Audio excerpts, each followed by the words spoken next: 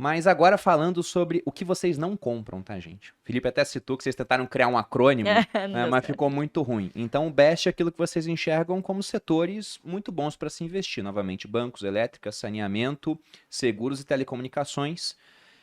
E aí eu queria saber, o que vocês não compram de jeito nenhum e o que pode ser exceção? Porque, por exemplo, você citou Klabin, que já está numa parte mais ligada a commodities, é um pouco mais cíclico, mas é a principal posição pensando em número de ações do seu pai, Sim, né? sim. Bom, a gente não investe de jeito nenhum. Primeiro, construção civil. Segundo, frigoríficos. Terceiro, varejo. Quarto, me ajuda aí se não foi. Turismo. Turismo e Turismo. lazer. E o quinto, tô esquecendo de algum. Aviação. Aviação Aviação. civil. A Aviação aviação civil. Que eu é diria que é gabarito. Clássico. Até o Warren Buffett perdeu dinheiro com a aviação. Clássico. que é assim um clássico, mas que vira e mexe as pessoas acabam caindo nessa armadilha, né? Porque são setores extremamente cíclicos e que nem o gestor mais competente do mundo poderia prever. Estão expostos assim a muitas adversidades que não estão no controle da empresa. Então, por mais que você mitigue, você não tem como se proteger do fato do Brasil, por exemplo, ter ido de uma Selic de 2% a 13%, taranã. Cara, você não tem controle sobre isso. É. E isso afeta a empresa abala as estruturas da empresa. Então, a gente acaba fugindo desses setores em que raramente, né, mesmo quando o gestor é muito competente, ela consegue se proteger dessas externalidades negativas, né, principalmente PIB, taxa de juros, câmbio também é um fator muito importante, tributação. Então, são setores extremamente complicados e acabam se tornando frágeis por conta disso. Pode ser interessante para alguém que queira fazer, por exemplo, um swing trade. Existem boas oportunidades nessas empresas, sem dúvida nenhuma. Podem existir ali algumas exceções. Mas se você pensa no fundamento desses setores, dificilmente eles serão bons pagadores de dividendo por muito tempo. Pode ser que 1 ou 2 anos sejam muito bons e aí, poxa, sobra ali um dinheiro para você pagar um bom dividendo e você apareça no ranking, mas é muito difícil que isso apareça e continue com consistência, justamente por uma característica do setor. Então, para essa estratégia, é muito difícil da gente encontrar exceções. Óbvio que existem excelentes empresas nesses setores, mas para essa estratégia a gente acaba deixando um pouquinho de lado. E o fato da gente ter uma prioridade, né, de você seguir uma linha de raciocínio, você precisa fazer as pazes consigo mesmo de que você vai olhar para o lado, você vai ver outras oportunidades que são boas, mas você vai ter que deixar passar. Porque essa que você está olhando ou é melhor, ou você já estava ali traçando um caminho que não dá mais para você voltar atrás. Então você precisa ter muita confiança no que você está fazendo, né? Então acho que ter uma regra de não olhar alguma coisa, você saber o que você não quer na sua carteira, acaba te deixando um filtro muito mais assertivo para onde você olhar e aonde você vai gastar suas energias. Porque assim, a gente não espera que nenhum de vocês que estejam nos assistindo vão parar tudo o que vocês estão fazendo e ficar no home broker o dia todo. A gente sabe que tem muitos que fazem isso, não deveriam, né? Mas a grande maioria, pô, trabalha, tem uma vida, né? E vai parar ali, talvez, 15 minutinhos do dia ou, né, enfim, o tempo que der para fazer os seus investimentos, né? E obviamente que a maior parte do tempo você tem que passar estudando e lendo, não na frente do home broker. Você tem que chegar lá quando a decisão já está tomada, né? Facilita E bastante. você sabe uma coisa? As pessoas elas acabam olhando o home broker como se fossem. A pessoa vai lá e coloca lá o tickerzinho da ação. Aí fica vendo esse ticker piscando. E ela não sabe que por trás daquilo tem uma empresa com uma pancada de gente, um monte de negócio sendo feito. Isso que a Lu falou, eu acho importantíssimo, porque você estudar a empresa vai te ajudar até a construir uma opinião para quando, sei lá, ela cair pra caramba, você vai falar, pô, é a mesma empresa, com as mesmas pessoas, eu vou comprar mais. Então, as pessoas, principalmente os investidores que estão começando, eu acho que elas precisam, esses caras precisam parar de olhar o home broker e começar a ver o que tem por trás daquele home broker. Quando a gente fala de visitar uma empresa, você vai visitar uma Klabin, cara, é uma empresa gigantesca, é uma cidade. As pessoas não fazem ideia do que é aquilo. Empresa que existe desde 1899, sabe? Paga dividendos constantes, não está no BEST, mas é uma empresa que a gente olha com muito carinho, né? Sempre gerou valor ao seu acionista com o passar dos anos. É uma das empresas que a gente olha, não está no BEST, né? E sempre gerou valor. Agora, as pessoas acho que tem que sair um pouquinho desse mundo do home broker e começar a pesquisar.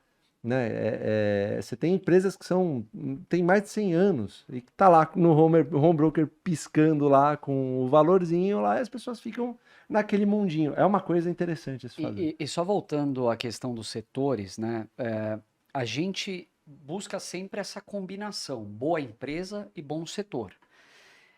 Quando você tem, em alguns momentos, algumas empresas que são muito boas, mas que estão num setor ruim,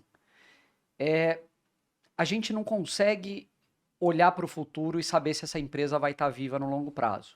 Então, por exemplo, a gente falou de varejo. Você tem varejo de eletrodomésticos, você tem varejo alimentar, e você tem empresas no mundo, inclusive, muito bem sucedidas. O Walmart é um exemplo, o Costco é outro. Mas, por exemplo, se a gente vai investir numa empresa do setor elétrico, eventualmente, eu posso me dar o luxo de não pegar a líder do setor, eu posso ir para a segunda ou terceira, que muitas vezes ela vai me trazer um desempenho melhor do que a líder de alguns setores.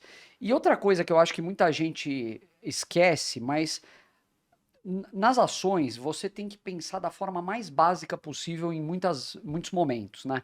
Então, por exemplo, pega o setor de aviação, quem eram as líderes do setor há 15 anos, por exemplo? Era Varig, VASP e Transbrasil. Todo mundo quebrou. Nenhuma das três existe mais hoje. Ao longo desses anos, várias nasceram e morreram. Me ajuda aí. Pantanal, Passaredo, que o pessoal chamava de Passamedo, lembra? Passamedo. Enfim, um monte. Hoje, você tem Azul, Gol e Latam. Latam pediu... A Avianca, né? Faliu também. A Avianca foi no meio do caminho. A Itapemirim, acho que nem começou, já faliu. A Latam entrou em recuperação judicial, tá? Num processo, inclusive. Então, assim, é um negócio que você fala, poxa, por que eu vou me meter nessa encrenca? Em português claro, sabe? Quando você entra num avião, você quer ir daqui para Brasília, por exemplo. Sinceramente, para mim, pouca diferença vai fazer se eu tô na Azul, na Gol, contanto que eu tenha pago um preço interessante na passagem. O que isso reflete para a indústria? Uma guerra de preço. Então você tem baixa diferenciação no serviço prestado. Eventualmente, se tivesse uma companhia aérea que você fosse de pé segurando aqui, mas pagasse um preço baixo, teria gente disposta a ir.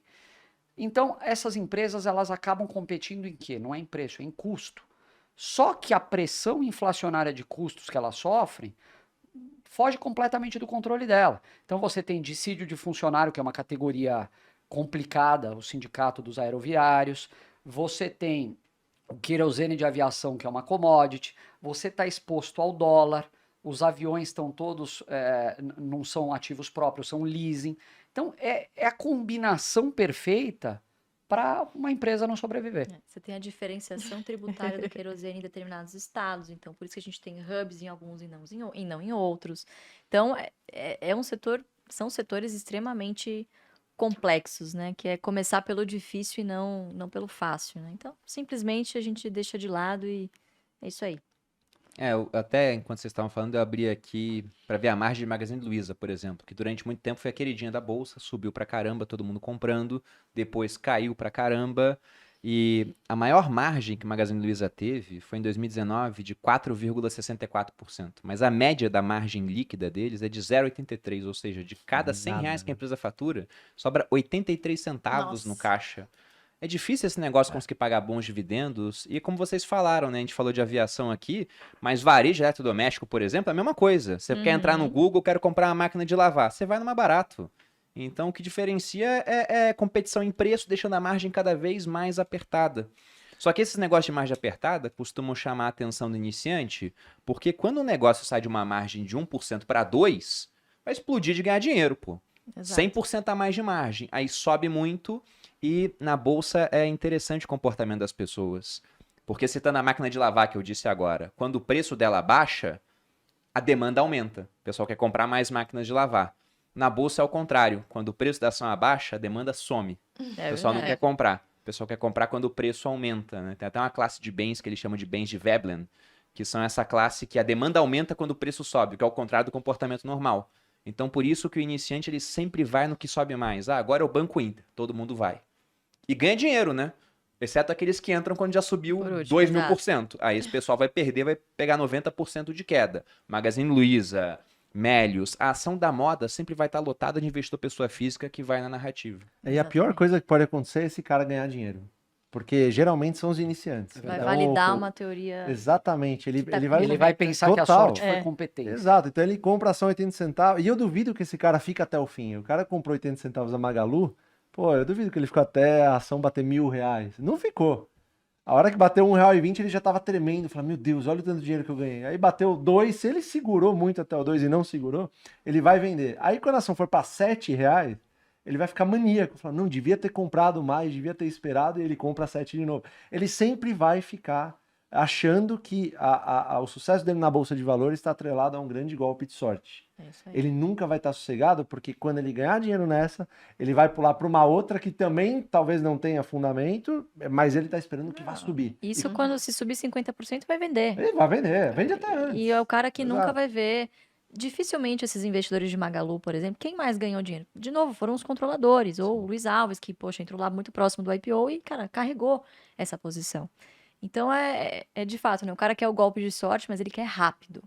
Ele não quer Não quer esperar, né? né? Então, A bem paciência passou longe. passou longe, É exatamente. verdade. Pior coisa que pode acontecer. É Mas verdade. isso é interessante, porque com dividendos isso não acontece muito, né? Não. Essa explosão, ainda tem a métrica do dividendo, isso até auxilia a pessoa a não querer se sabotar no final das contas. Exatamente. Vira um comportamento que a gente acha que é o mais adequado na Bolsa de Valores, que é o de longo prazo. Você está sempre recebendo, sempre reinvestindo. E, cara, se tiver caindo, você vai estar ainda mais feliz, porque você fala, putz, agora eu consigo comprar mais ainda com menos e ganhar mais dividendo. No longo prazo, isso é insuperável. Aliás, te traz uma paz violenta que esse outro investidor que está comprando, esperando que a ação suba, não vai ter nunca. Isso é... A gente sempre gosta de falar, o Setúbal, o Ometo, Sim. o Steinbrück, a turma, esses grandes empresários brasileiros, do que eles vivem? Eles pegam parte do lucro das empresas deles. Eles especulam com a ação da empresa? Ele compra na baixa e vende da alta? Você não, Não, vê Não isso faz acontecendo. sentido, né? Eles Não só é. compram na baixa. Exatamente. Exatamente. Comprar Quer nas dizer, ações. alguns vendem na alta, né? O que é um comportamento questionável. E você, como pequeno acionista, vendo o que o controlador está vendendo, talvez você devesse vender também. Mas tirando essas exceções, a gente nada mais fala que é replicar o comportamento desse controlador. Tão simples quanto isso. Se sobe, ele não necessariamente vai vender. Ele é alimentado pelos dividendos. E se cai, ele vai aproveitar para comprar mais, aumentar a participação dele na empresa que ele mais conhece. A bolsa nesse espectro, ela tem que ser um negócio chato. Assim, né? Eu sempre falo isso. Eu tenho um escritor, o Paul Samuelson, que ele fala: você quer emoção, você pega $800 e vai para Vegas. Justamente por conta disso. Tem que ser, não pode ser emocionante. Essa trajetória não deve ser emocionante. Ela é gratificante, mas demora, não é do dia para noite. Então, eu acho que você desenvolver esse comportamento, colocar para executar ele, vai enraizar ele dentro de você, vai fazer você prosperar financeiramente. É impossível que isso não aconteça. A gente não conhece uma pessoa que fez isso, acho que por longos períodos, e se arrepende. Essa é a chave. Mas eu acho que a chave na cabeça das pessoas está virando, porque se a gente entra na FinClass, por exemplo, tem lá, acho que a gente está se aproximando de 100 conteúdos gravados já, com diversos legal. professores, inclusive todos vocês estão convidados Pô. para gravar na FinClass, tenho certeza que o pessoal gostaria bastante. E uma das gravações mais assistidas é uma aula do Charles, do Economista Sincero, falando sobre carteira de dividendos. Legal. E depois que ela foi criada, ela conseguiu durante algum tempo bater a que é a mais assistida da história, que é um do iniciante, sabe? Um bem-vindo à plataforma, assim, Aham. né? Sim. O início para o investidor do Breno Perrucho.